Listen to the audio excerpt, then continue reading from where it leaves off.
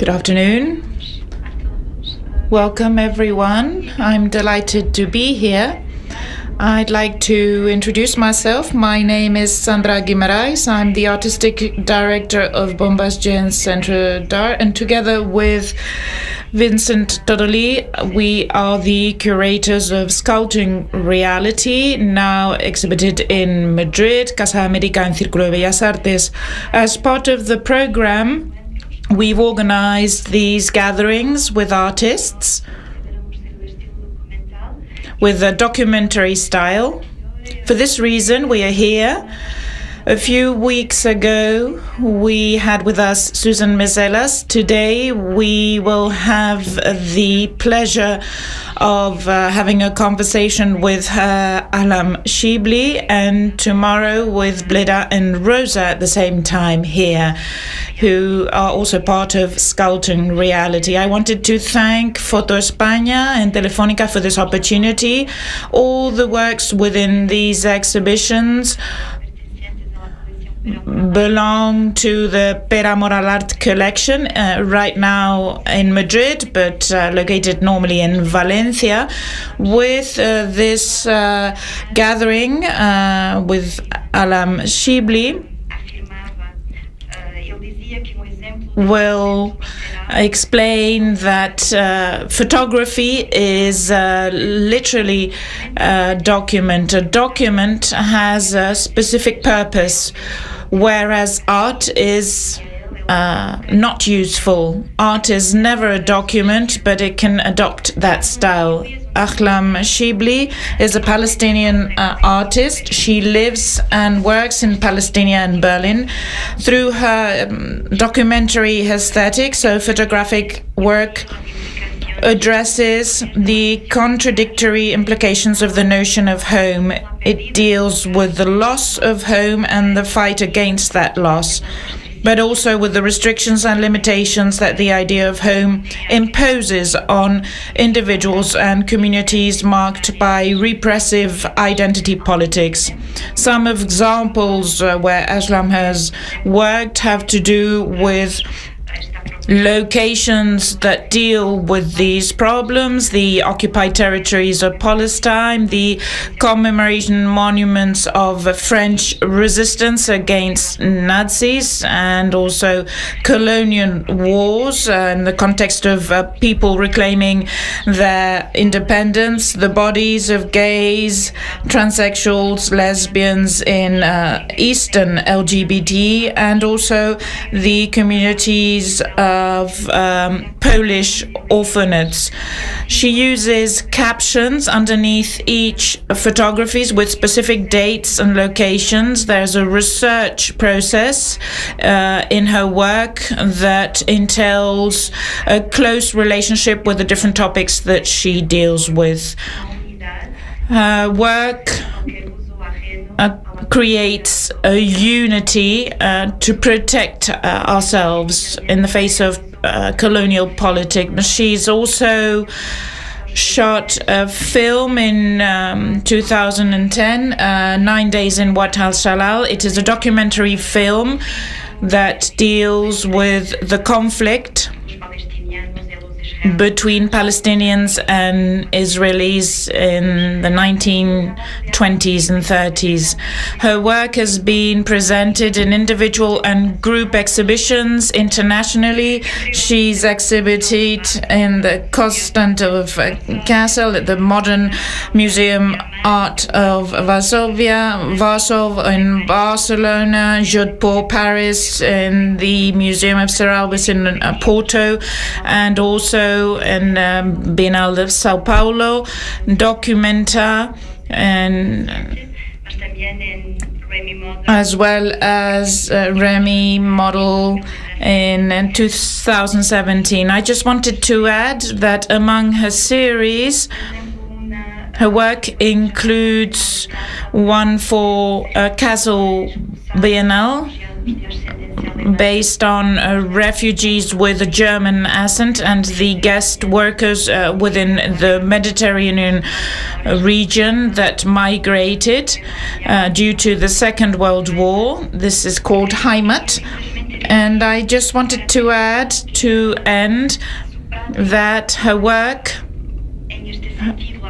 how she works, her photographic practice always proposes a recognition policy of those who live under oppression.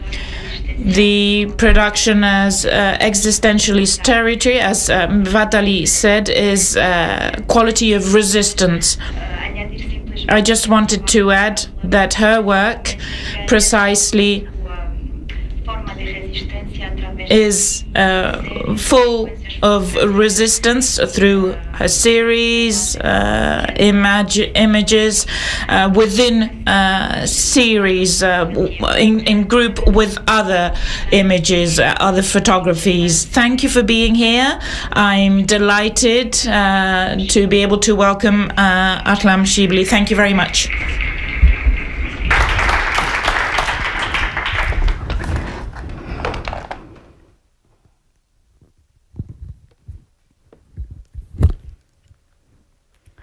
Thank you, Sandra, for this great introduction. I am grateful.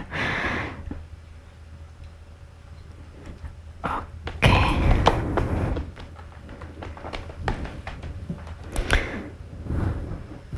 Great. My glasses, so I can see you and I can see what I wrote. Death. Death was photographed in 2011 and in 2012. This is the work I'm going to introduce today to you. And I make this voyage through the images. So death was photographed in 2011, 2012 in the West Bank in Palestine.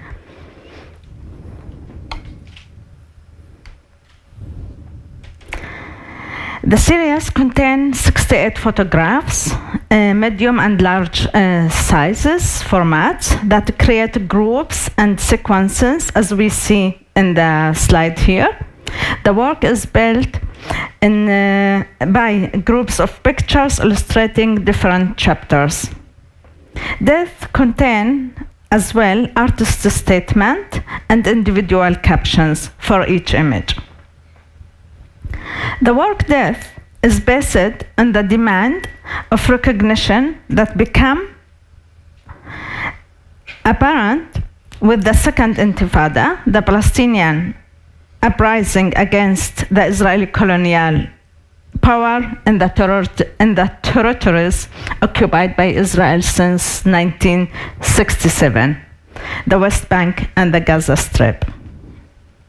The Second Intifada lasted from 2000 till 2005 and claimed several thousand deaths on the Palestinian side, of course, as well in the Israeli side. The artist statement.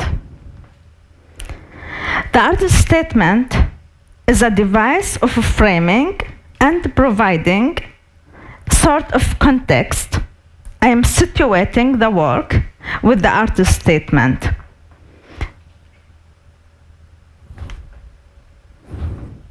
As I situate the work with a panorama photos that have a similar function of situating the individual instances or approaches.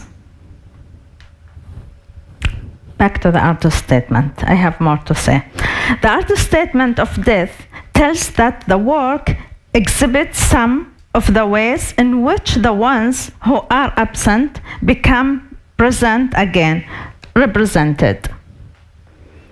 Palestinian fighters who fell in the course of their armed resistance against the Israeli incursions and victims of the Israeli military killed under different circumstances, and they are called Shaheed and Shahida.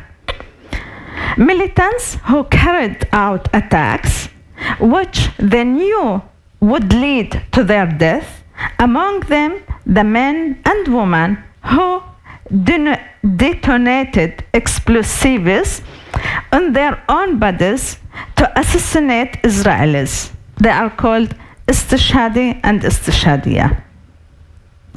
And the prisoners. The former are dead and the latter are alive, jailed for a large part of their life, maybe for the rest of their life. The representation designate any person who lost her life as a result of the Israeli occupation of the Palestinian territories. A martyr. Death, the work, focuses in a limited range of means representing the martyrs and the prisoners in the closed environment of Nablus, its region and its refugee camps in the West Bank of Palestine. The city of Nablus had 5 refugee camps inside it or glued to it. Posters and occasionally graffiti in the streets.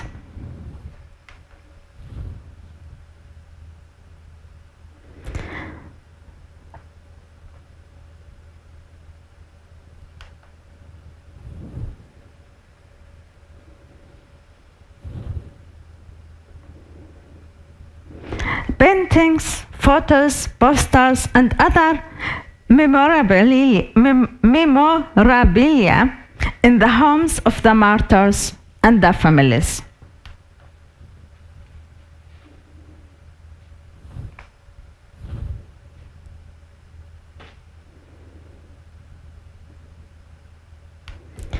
The graves that bear inscriptions and are sometimes ornate with pictures and items of deceased.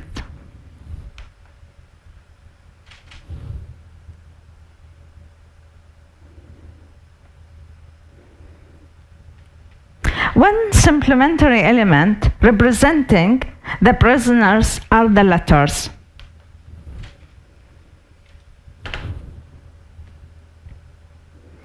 And diaries. Personal, if one ignores the prison authorities' censorship.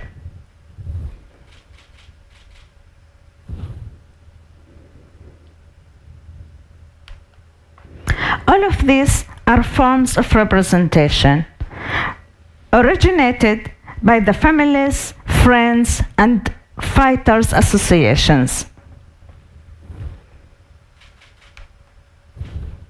The captions.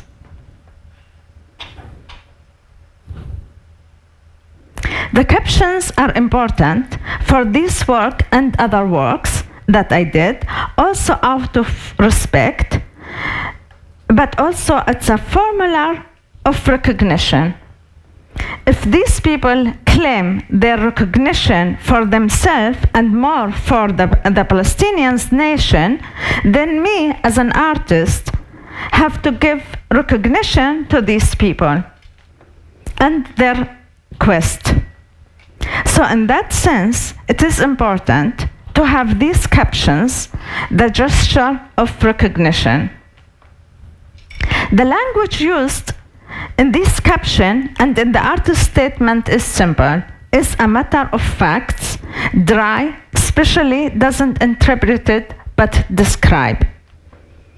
Shortly, just to, I have 2 different captions in the book because one can allow her himself to read more in the book, and caption in the exhibition must be shorter because usually we cannot afford more than 1 day in an institution, usually. In my work, Death, I photograph in two spaces, in 2 sectors, the private and the public. In the private, I dealt with the family, making a memorial monuments in the house and its belonging, its entrance, its garden, etc.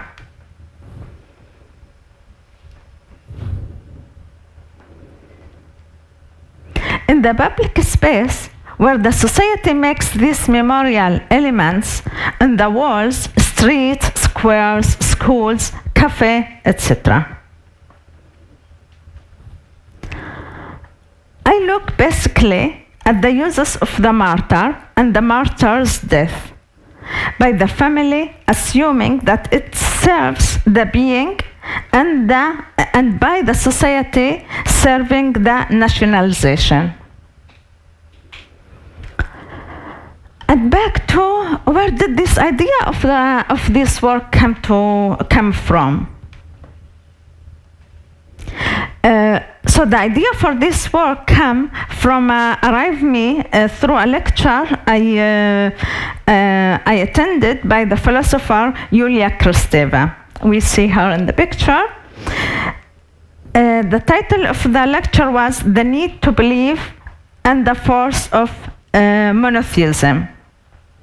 It was in March 2011 in Hakava, Haus der Kultur der Welt in Berlin. And this lecture brought me to question the recognition in relation to the martyrdom operators' actions, what I called before istishhadi. And to look at the phenomenon as a discussion, not a dialogue. It's a discussion about the notion of nation that created changes. Martyrdom operators' actions result to a maximum of Palestinian and Israeli flesh and blood together. You cannot separate when they are bombed inside each other and mixed of flesh and blood. You cannot anymore separate them from each other. When one cannot anymore separate them from each other, then the Palestinians receive the national recognition.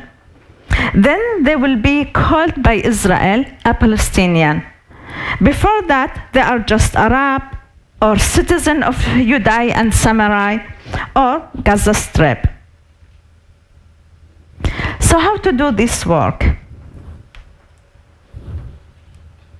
Usually, I take my pictures out of a situation of conviviality, of being with people, of living, visiting, listening to them, etc., etc. The photographs are taken during the course of an exchange.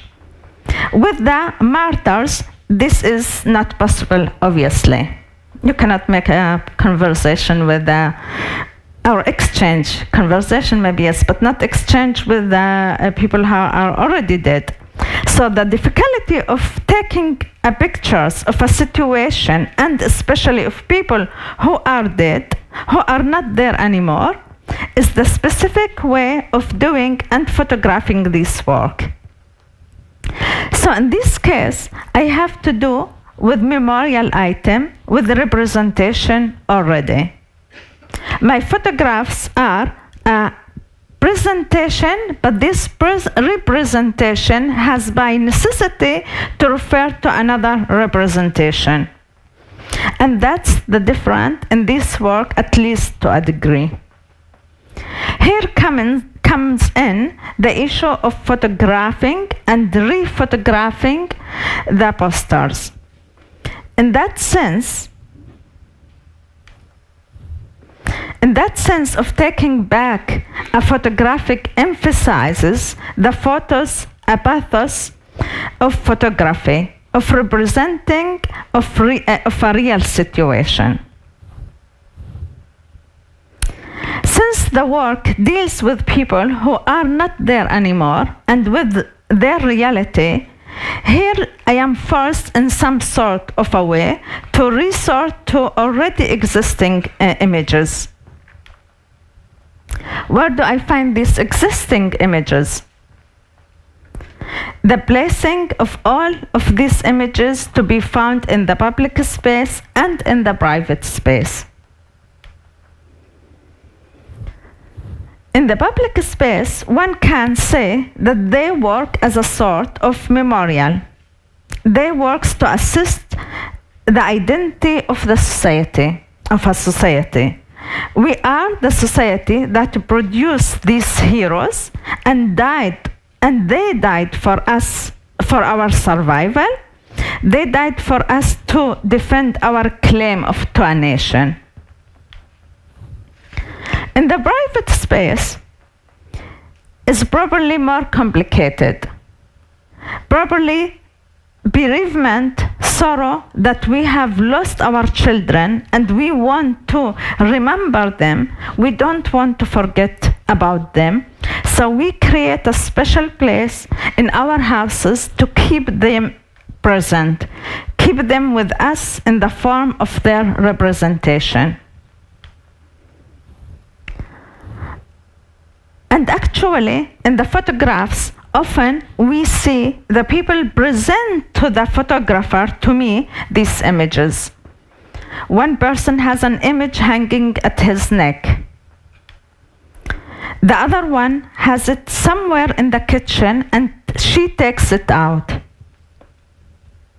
This form of presenting of that is enacted by the people that I photographed, is a form of identifying, and often there is a name being transmitted or given to the other people. So there is an issue of memory and of personal identification. The family receives this feeling to be proud of. The family is relating to someone that is present in many of photographs, which is this gesture of presenting. One guy's showing a photo, a girl cleaning the picture, or somebody rolling out big picture. So at the first place, there is this gesture of presenting, and in the private space, and it has to do with identification and with the recognition in that sense. These people, they gain their own identity through presenting, through carrying the image of the martyr. So it's something quite personal. It's a personal identity building that is traced in these photographs.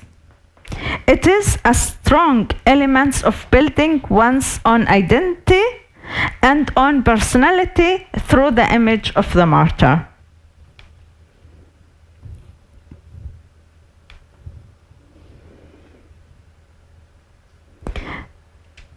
People obviously voluntarily relate to the martyr. It is something that is honoring them. They grow through their relationship with the martyr. They grow and they distinguish themselves from the others through identifying with the martyr, through relating to the martyr, and through the image of the martyr.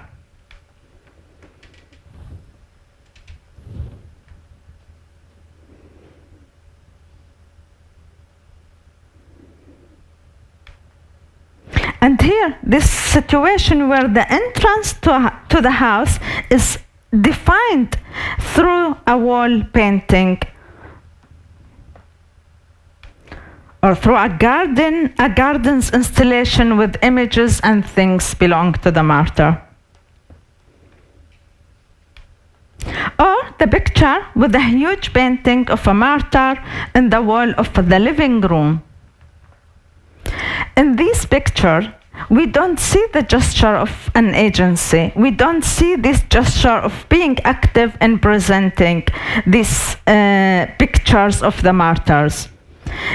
In the room, there is the painting, posters, pictures, and they are dominating the situations. So maybe the inverse side of this action of presenting, of showing, and of proudly identifying with the martyr. This reverse side is that in the shape of the martyr representational. The martyr here is eternally present. He lasts forever. Permanently, he also stays young, while everybody else is getting older, and the new people arrive. But the martyr will always be the same. and always will be there. Once his painting or his posters installed properly, it will be never taken down again.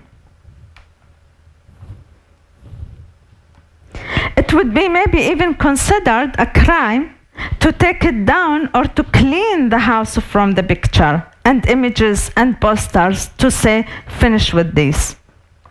Through these photographs, we see also that there is a situation where a constellation of a stagnation, almost like deep freezing situation. The martyr and his sacrifice, his fame, and who she is, this stays in the house as an immovable, as a complementary static representation. There is no mutual, there is no exchange going on.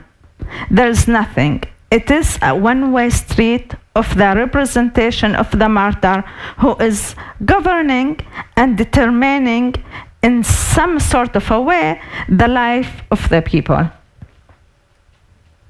And also the life of the people that come after him. They are not free in some sort of a way to define their own life anymore, but they are confined, they are glued to the past life of the martyr. So it seems that there is a one gesture of voluntary identification with martyr, but there's also an element of being dominated by the memory and by the representation of the martyr. So while on the one side through these pictures appears as the hero and the fighter that makes a national identification, the national possible, he also in this representation seems to function as an instance that is confining the society, that is preventing in some sort of a way an open or free development of the society or of these families. The work Death shows that both elements are there. In the public space, these pictures, images, and posters, they are occupying space and working differently. They can be in places that people don't know the martyr in person. It's not the martyr family and not necessarily a personal relation with the martyr. And people relate to the image of the martyr and not in the same way as the family. So one looks at them as a protagonist of the national uprising. And as the martyrs who gave their lives for this cause of the nation, and so it helps to the self-identification of the nation, but somehow different, it's more generalized. In the public space, it is also maybe easier for a passerby or a neighbor or so. It's easier to ignore these posters. The representational of photography to 0 degree. The posters in tendency are almost 1-to-1, of the same size. In some sort of a way, there is an idea of bringing the posters straight into the exhibition walls. Not only to reproduce the posters, but to make it present there. It's not just a sociological or an ethnographical presentation, but it's also joining the effort of these people of the society for their claim. The photography, the representational of photography, the representational of the function of photography is limited, is put into brackets, and the poster is presented as a poster. They have the same message or somehow the same message as they have in the street in Nablus. What is this message? The message is that there is freedom fighters, the Palestinian nationalists, who didn't have any other option left than to turn their own bodies into a weapon, and this fight is going on. Once again, the representational function of the photograph being reduced in these images of posters makes them present as posters in their original function. Of course, they are framed in the show and everything, but still they breathe through this framing and through the glass, and they introduce this memory and this claim even in the exhibition space. Also by the fact that I call them martyrs as they are called by their society and as they are understand themselves, the identity of the photographer as the artist, as the author, as the person who conceived this work, as the person who made it and who also get recognition herself, me, from that. But all of that is reduced by the taking pictures of the posters. One could say anybody could do that. It's really the last skillful way of taking a photograph. Just take your camera, angle it to the poster, and release the shutter. Click. This reproduction, there is nothing of interpretation, nothing of moment of Cartier-Bresson.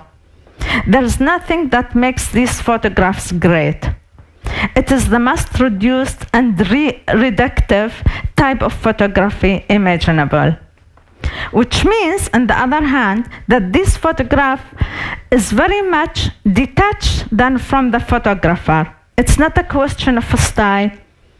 It's not a question of interpretation. It's not a question of an angle even. It's not a question of a choice in any way. So one could say it's a photography without a photographer. It's a photography to 0 degree.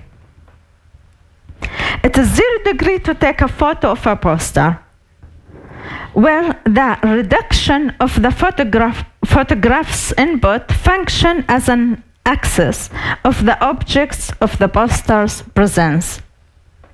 It's almost collapsing of representation. As a photographer, I only prepared a stage for the society and for the people. I give them a place to present their pictures of their martyrs. They created the death, they created the posters, they created the memorial, they created the arrangement, they created the venues, etc. They created the narratives. They created the narrative of the national and of the heroism of the sacrifice. All of this they created. It is remarkable to note that this situation doesn't allow anybody to interfere, but it asks to represent it as it is. I am archiving in a live archive and building a monument to these people and to their claim. It is a monument that's copying it's a monument that is copying the monument that they built themselves. Back to the martyrs and the family. It's twofold. In one hand, it's a chance to rise and to feel better and to feel more important and to gain a nation of a national identity, to feel a union with the society, with the community, and the tool to gain respect, but it has also the potential of being oppressive to the family and maybe even to the society, to be oppressive and to keep the society in one place and not to allow the society to adapt to a new situation and to be dynamic. They have this martyr, these heroes, and they say to their people, you have to be like this hero. You have to honor the memory of this hero. You have to oppose the occupation in that way, etc., etc. And in relation to the Palestinian issue, being under occupation of Palestinian, being under occupation, the Palestinian are forced to identify themselves as a nation. This is what about and shown in my work here. I think it is also a tragic because it's also limited. They cannot say, let's forget about the nation. Let's just be not national, be cosmopolitan, and let's be nomad again. They cannot. They cannot, because then the Israelis will come and say, okay, then why don't you live? Anywhere can be your home. And we can take your home here. We are not cosmopolitan. This limiting condition, one can also see in these photographs. You know, it is not only something to be proud and to be and to gain respect and recognition. It also have to pay for it also very dearly. Are you sitting all time under a poster, hearing all time the same stories about a great guy, fighter, martyr? Imagine the little boy that we saw in an image before. He may saying, I cannot hear anymore these stories. One will be totally traumatized by this and or limited. Something very important, what I show in my photographs here, it's all dead Syria. We have our martyrs, we have our national struggle, our failure, we want to keep our national dignity, etc. So what I show is a very strict, the narrative is very clear. It's a huge injustice that a national like the Palestinian is glued to the idea of the nation and glued to a notion of nationalism, because the national of the nation and because the national identity is being contested by the Israeli occupation. So the occupation that says, no, you are not a nation, you are the Arab or the dirty Palestinian. This makes it absolutely necessary for the Palestinian society to identify themselves as a nation. This is quite understandable. Since they are forced to do by that need for Zionists to create a Jewish nation, that forces the Palestinian also to create nation for themselves. The Palestinian nation was created in this context, which means it was created in the second phase as a meaning of surviving as a society, as a collective group, to keep their lands and to keep their lives, so to survive. But the Palestinians are not entitled to that. They are forced to keep it, to stick to the idea of the nation, because their national identity is continuously being challenged. But then there are very important criticism of nationalism, and the Palestinian cannot afford that. So one may say that a criticism of nationalism can be only after one have achieved the nation. And that is the injustice of the situation, that the Palestinian nation does not have the option of questioning the idea of the nation. Thank you.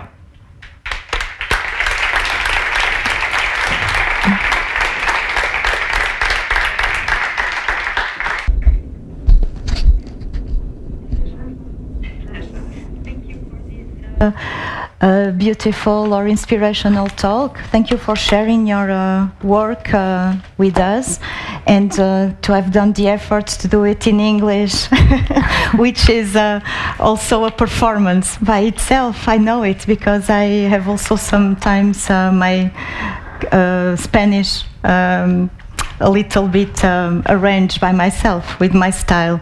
But I thank you so much because it was very clear, I think. Now we can go deeper, maybe not only in this work, but in your way of working, in your in what you are questioning, in what is your interests. I thought that it was very good to go in deep when you were proposing to present this work, because I think even if it's a work that is dated from 2011 and 12, it's still very universal and actual. And there is a notion that you work in every single project you are developing. And I may say that Ahlam is not only doing your work in Palestine, but you do your work in different countries, and you are interested in different perspectives, and there is something that link all the projects. Maybe it's something that you are working out, is the notion of home. Yeah. Can you, because even when you were working with young children in Poland, there was that notion, or with LGBT, or this is something that I really feel it's quite interesting. And there is other things that I would like also after open the conversation, but related with science, your interest in science of events that are quite remarkable in your images, and of course the complexity of the narrative and between realism and narrative, no, that you work out. But the notion of home, Ahlam, can you tell us, well, I know why maybe, or I can suspect why it's so important for you, for us. Well, once I said to myself, I wish I could just walk in Europe and photograph the tulips. It's a flower that I really love. But I think as a Palestinian, I cannot afford it. There is also a question of being alive or died with the Palestinian issue, that I feel as a Palestinian, I do have a mission. Yes, I have. There is. I also need to build something to improve my society, to work for also the next generation. And we, as Palestinian, me as Palestinian, I have to deal with this question of questioning the home, also for ourselves, and that's what makes me always thinking when I'm doing a work in Palestine or out of Palestine, that I really care that my neighbor sees my work, and that this work bring her to ask about the question that we are doing every day in our everyday life. For instance, this issue of the martyrs. It's very important for me that we as Palestinians, that we understand what is the function of these posters in the street. You walk in any city in the West Bank, it's full with these posters everywhere. Imagine you go to a cafe to relax, to have a coffee. You have posters of your friend who was just killed a few years ago by the Israelis. Like, I want a coffee. I don't want to be traumatized again by the death of my friend. But of course, this person cannot avoid this situation because it's everyday life. What was important for me, that also we see that there is a use of these posters, not only emotional, that when I go in the street and I meet somebody, this person immediately will introduce himself by the father of the martyr, the sister, the brother. So it's something so much in everyday life. And yes, I do think about these children, that they are forced to live this situation. Okay, it's gone. The image that was before, this is the living room of the family. They are in this living room every day. And this poster of the father, in that case it was the father and his children who's sitting in the living room. So you cannot forget it. But I want that we understand that there is two use of these posters, the use of the family to gain the respect, as I said, and the use of the society, because the society is interested that, or let's say the collective are interested of having these posters to arrive to the goal, to have a freedom from the occupation. So this question of home, it is in my work in Palestine, but it's my main question. So here, for instance, this work, I did it with the issue of the Palestinian who sacrifice their own body to have the homeland.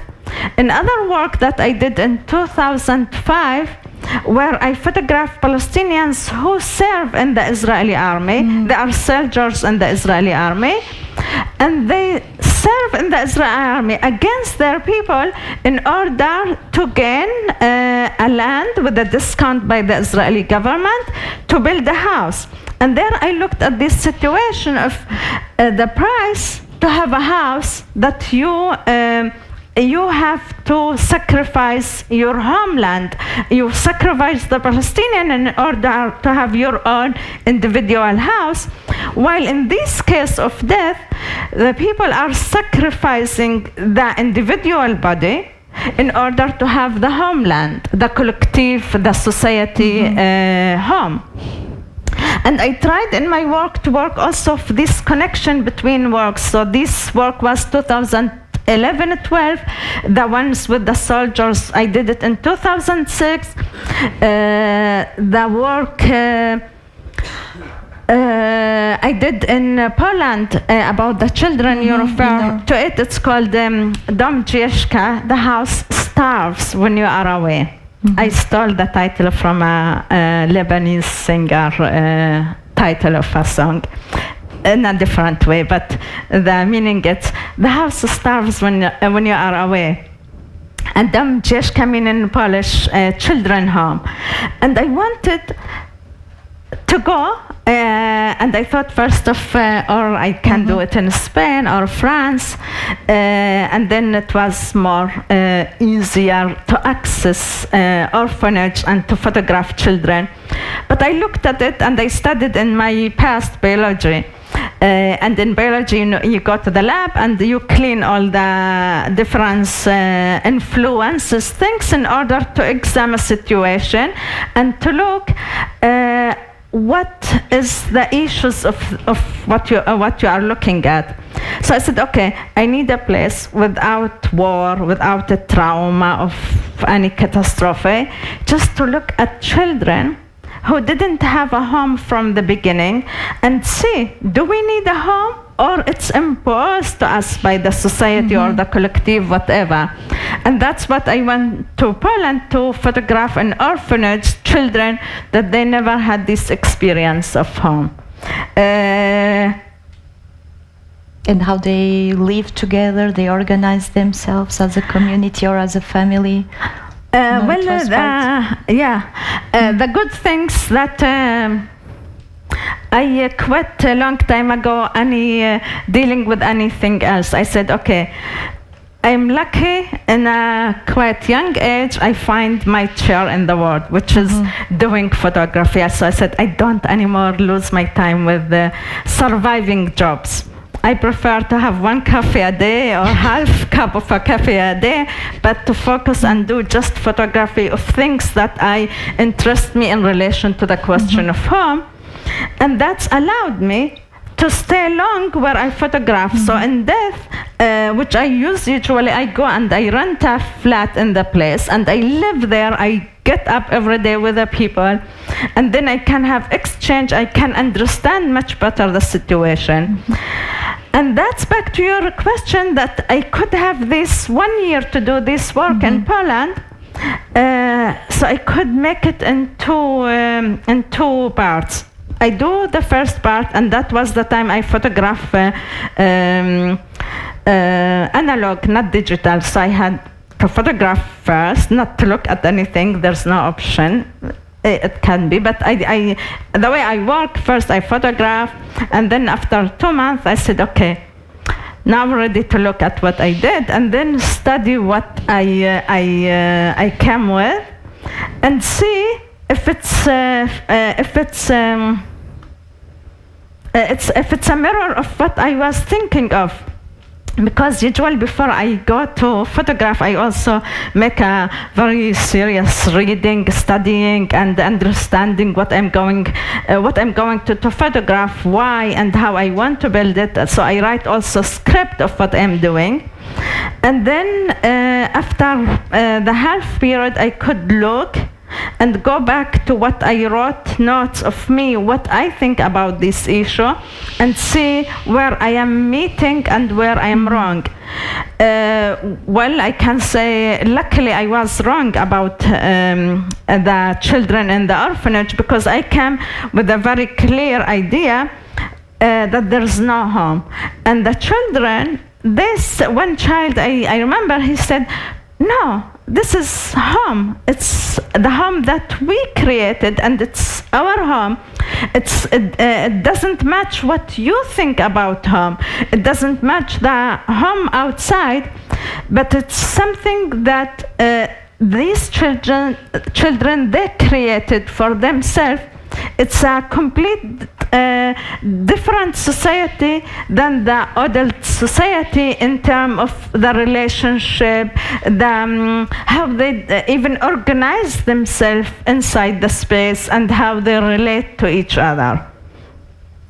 And so yes, the answer, they created their own society, their own home. Their own hierarchies and way of living together. Yeah, their absolutely. own rules. Ahlam, I will pass the opportunity to the audience to ask questions, but I just want to say that something that I notice in your work, because we were speaking about so many things, is that there is no moral certainties. No, when you are having an idea in your head, you go with complete. You have a script, you develop the idea, but you don't really take a position in a way where you are trying to say these are the persons that are wrong, these are the ones that are right. I mean, you show it, it's clear, of course, you contextualize with your text, the labels, in order exactly to not have that trap that could happen where others start to make their own interpretation and write it down and appropriate the work. I totally, yes, absolutely, you are right. I think, let's take, for example, the work of that I did in 2005 with the truckers. Truckers, it's these Palestinian, and I am Palestinian. They are Palestinian who serve in the Israeli army. As a Palestinian, we don't talk about it. It's hidden under the carpet, like this is our dirty clothes. And when I told my friends that I'm going to do this work, they were sure I'm doing wrong, and I will be used by the Israeli as a tool of saying how Israel is democratic, and here there's a Palestinian who serve even in its army, or it will be used as a propaganda. I think with this work and with these guys that they themselves, and I heard it from them saying to themselves, you are, how you say in English, somebody who worked for the enemy. Oh, a traitor. You are a traitor. They said, between themselves, they said that, you're a traitor, now you do your training, etc. And I went to their families, and all the time, and I think this work gave me the maximum of being clear clear that one should not judge. If I want to photograph and I make, I think, let me say it, a good photographic series, the only way to succeed to do it is by not judging these persons, but looking at the situation and even learning from them and from the situation. But if I judge them already and I come judging them, then why I need to photograph it? I already know the truth, what I'm doing there. And then I started developing these things and to understand how much I receive benefits if I don't judge the situation. And I give you other example of a work I photographed in Barcelona. I was invited to with a project that was in 2008, and I chose to photograph workers, foreigner workers, caretakers of old people, Catalan, Barcelonian people, and to see and not to judge. There's these workers, poor guys. They had to give up their houses and their families and to come to Barcelona to work hard for other old people and maybe rich people, and that they have to send the money back home and they lose all this connection with their families. And we are talking about people from the Philippines or Latin America or even Andalusia, that they have to go away from the family in order to send the money. And when one sees not judging this group of people and the other group of people, one can see what is the real relation there. And then I can have more opportunity of what can I photograph there, and not to have this banal and even I save myself from this gaze of the colonizer, of continuing this gaze of looking up at the situation, but rather looking through the situation. Wonderful. Sorry, I talk a lot. Yes, I should give you to speak. Let's see if there is questions, please. Por favor, claro, son bienvenidos si quieren hacer preguntas a Ahlam. Aquí hay una.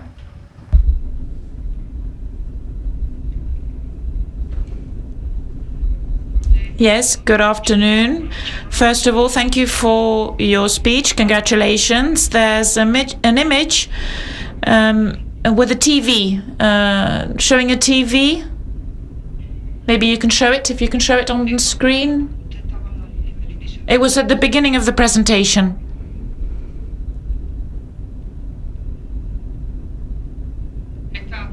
Before that.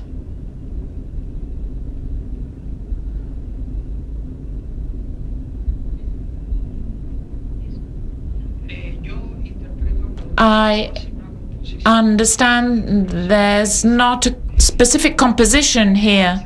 You're using the different elements. You don't compose the image, you just portray it. That TV is from China. Is there a message hidden here, considering that TV is from China?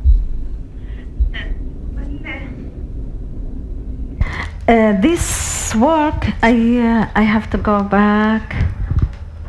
Here, this work is divided to chapters. So I have the first two photographs is the landscape, then the second chapter is the prisoners, the third chapter is the graveyard, because it's very important in this issue of death. And then it's the monument, and you are referring to an image in the fourth group, the first to the left up, and it's where inside the family I wanted to show this monument memorial. So it's not only outside as we see in this group, it's monument in the outspace, but even in the house they create this monument. And so it's and the function of these images are different than the function of this function in the, I didn't destroy anything, of these posters.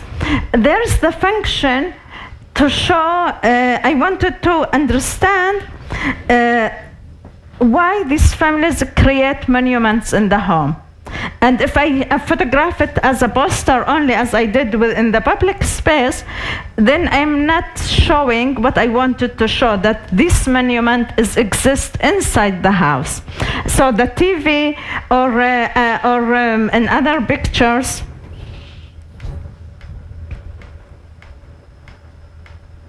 yeah, this is the TV. So it's inside the living, it's inside the salon, where there's a TV, where is a other monument, other options. For instance, here it's where the heating. So it's not specifically this heating, but it's this condition of the inside house where people live inside this monument. I hope I answer your question. Bueno, sí, simplemente estaba viendo la visión de fotógrafo. Yes, as a photographer, I'm not a photographer myself, but I've been to many exhibitions. I'm interested by photography. There's an image based on other images and at an exhibition with a specific purpose, with a poster placed, that I would have taken the photograph from a different angle. So did you have any other intention apart of what you've just explained, due to the angle that the photography has? Ahlam ha explicado su trabajo. As Ahlam has explained, she works with different images. She builds a narrative. It's not an image by itself. It doesn't have meaning by itself. We have a series. This is why she works with series and different chapters, as she has explained. It is a narrative. This is important to her. So this is why this narrative, this storytelling is important. I imagine you might want to have other perspectives in this household, but one has to choose, edit, and decide for a specific narrative or storytelling. Absolutely, I agree. I am not in favor of one single image. I'm not Cartier-Bresson, where there's an image and everything is exactly has to be in its place. I started as a photographer, and I want to study cinema to enrich my way of looking at things. As in a cinematographic way. So for me, building an image, it's not a photographic single image that you stand in front of it and you say, wow. For me, it's this group, how it's built, and the relation between the images, and less about this single image. I always have been not the one in favor of the single image. I knew it from the beginning. I am into, for me, photography, it's like you are writing a book, and each image is a word. It's not the word, but the images together, it's like words that build a sentence. And this is how you build your work. Yes, this is how I see my photography, and this is how I build my work. And all my work, it's serious. I don't have single images. I never had it. It's always chapters, sequences, groups. There's no this one image. And also, when I offer, sell, or give, it's never can be single image. It has to be a group, the group, because this is how I ask the audience to see my work. Gracias por tu pergunta. Thank you. I hope I answered. Não sei se há mais perguntas. Any more questions? Yes, we have another one here.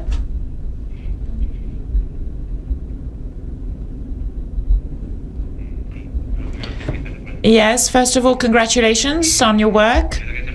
I wanted to ask you two questions, one on your work, another one is more political. Is it possible that this is turned into a routine? There's a martyr, there's a poster, there's another martyr, another poster, martyr, poster, martyr. It seems that they are turned into objects. They're objectified as persons. These people who were icons, heroes, followed, but year after year, generations, child who might see a martyr from 40 years ago. I wanted to ask you about that feeling of this being turned into a routine, losing its original purpose. I don't know if I explained my question. Yes? Then I have another question, but if you... I can try now. Okay. The second question, from the outside, from my point of view, the feeling is that it is a vicious circle that you can't leave. It seems to be a homogeneous society, claiming. Are there other voices that look for alternatives, for other options for Palestinians? Does this exist?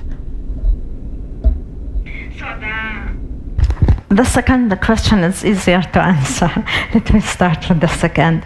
Yes, of course, there's alternative. Well, people need to live, otherwise they die. You cannot only live with the trauma. The trauma is there. The trauma is every day. But I think, as I said in my lecture before, there's no option for the Palestinian to have something else.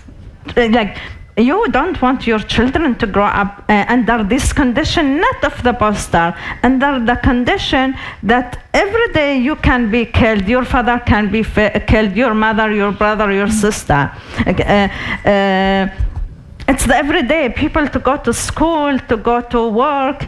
They have to go through checkpoints, and maybe at that day, this soldier, he just get up with a feeling of hate, and he now want to kill any Palestinian because for them, the Palestinians are not human. Even they are not in the level of looking at them as a human, and all the Israeli regime is supporting these soldiers and giving them excuse, and we see stories of this pushing a knife, or settlers bring a knife, immediately put it next to a Palestinian after they kill him, so they say, he came to kill us, so we killed him first. And there's no end to these stories. Or the families that the settlers, Israeli Jewish settlers, throw a fire where they are sleeping and burning them. So unfortunately, they have to live there. And if you give them options to leave, trust me, they will leave. Germany can invite the Palestinian and offer them half of its land. If it's made the Holocaust, please give the Palestinian a solution. If you want to send the Jewish away of Europe to Palestine, then give the Palestinian half of Germany. Unfortunately, they are not offering these. It can be very nice. They can make an effort more to help the Palestinian and the Israelis to live together and to live in peace, and not having one against the other all the time, or having the Palestinian under the occupation all the time. So all of that, of course, we hear, and there is option and voices. For instance, there's from the Israeli sides, there's B'Tselem. It's an Israeli organization that is recording every day what the soldiers and the settlers, the Israeli, doing to the Palestinian. They do it for the Israelis to see what they are doing, and they are asking the Israelis to stop it. And in the Palestinian side, I give an example of families that they lost their children, that they were killed by Israeli soldiers, that they meet Israelis that they lost members of the family by Palestinians. So there is a willing to do and to change, but I think without outside help, it would never arrive. It's need outside for us to say, okay, stop. Now we help you to live with each other. Like in a relationship between a woman and a man, sometimes you need a therapist that they can go and see each other and live with each other. Without this therapist, it cannot be. And now to the first question. Shortly remind me. Shortly, in 2 words.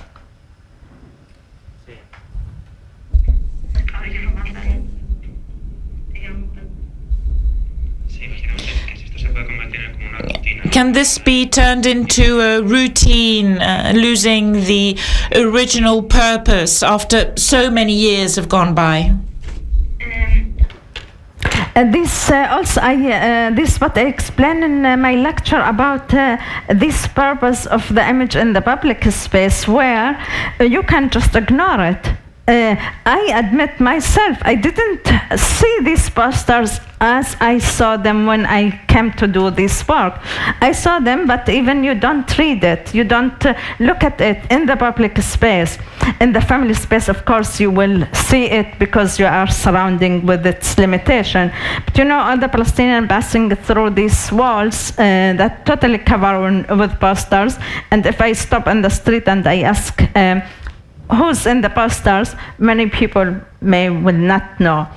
And this is awareness that they're in the public space.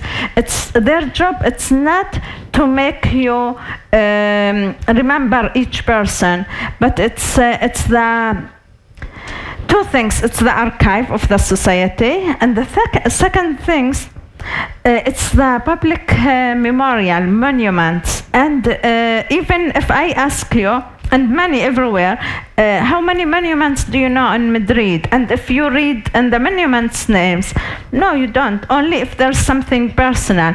But still you need this memorial and monuments, because this is how you build your history and your relation to the place.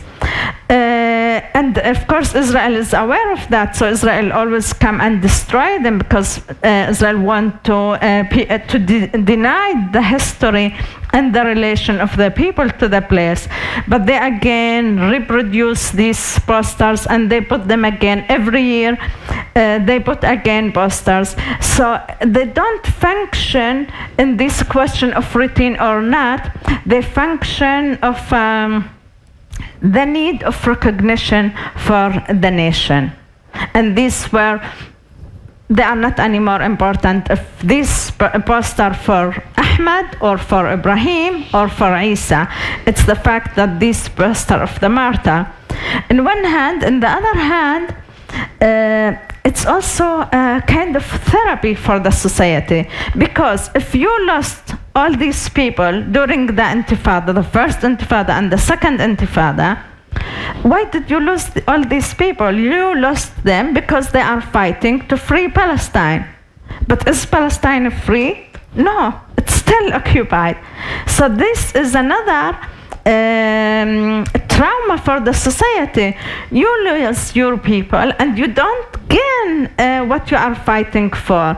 And these posters in the public space is my how I see and how I read it. It's another way of therapy for this trauma of the lost. And for the families, imagine you are growing your son till the age of 20 and he just get married, or your daughter just get married and have a children, and then killed by the Israeli army. So you need something to make it, this trauma, accessible to healing, and to be also that we are all equal in this price that we are paying. Good. Thank you. Ahlam, thank you so much. I think, pienso que vamos a dar por terminada, al menos que haya una otra pregunta que se quede pendiente. Mas, do we have any more questions? If not, thank you. Another one? ¿Hay otra? Ah, sí. Muy bien. Last question. Thank you for your presentation. I wanted to ask you, do you think that these posters, taking into account children, death, grieving in households, in homes, it could be similar to Mexico, where they pay tribute to dead people? The difference, well, in Mexico, that poster is outdoors, and then it is brought inside the houses. Or is it the other way round? Do these posters move from the private space to the public space, or for families? Maybe they want martyrs to be known, acknowledged, pay tribute with these drawings, these writings in the street. Do we also have sort of offerings to posters, or would it be similar? Is there also a tribute paid to these martyrs in the streets?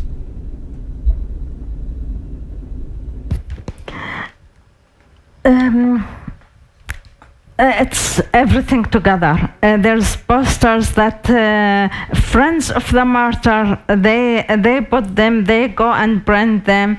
There's association of the martyrs that also brand. There's a hierarchy also. For instance, where I go? Okay. For instance, when there's somebody who is hierarchically in a better position, and then there's more posters everywhere made by the associations or friends or a political party. Yes, I can say that it's organic. There's things coming from the outside to the inside, and there's things from inside to the outside when somebody is not belonging to a group of political party. Then it's more coming from the inside to the outside. So there's no government and something official behind it. It's organic. It's depend with the family, depend with the friends and the association. It's very organic. Pues.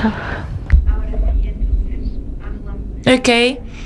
Ahlam, thank you very much. Share your work with us. And it was a very inspirational talk. I think we will continue to think about, and I hope they will be confronted with your work for in the frame of an exhibition very soon. Quería agradecer a todos por estar aquí. Yes, thank you for being here. Tomorrow we have the third gathering at 7 with Bleda and Rosa in Sculpting Reality. So thank you very much for being here. Much for your concentrating, for your listening, and for your present here. I'm grateful to you. And thank you for the Foundation for PHotoESPAña for inviting me to give my voice as well. Thank you.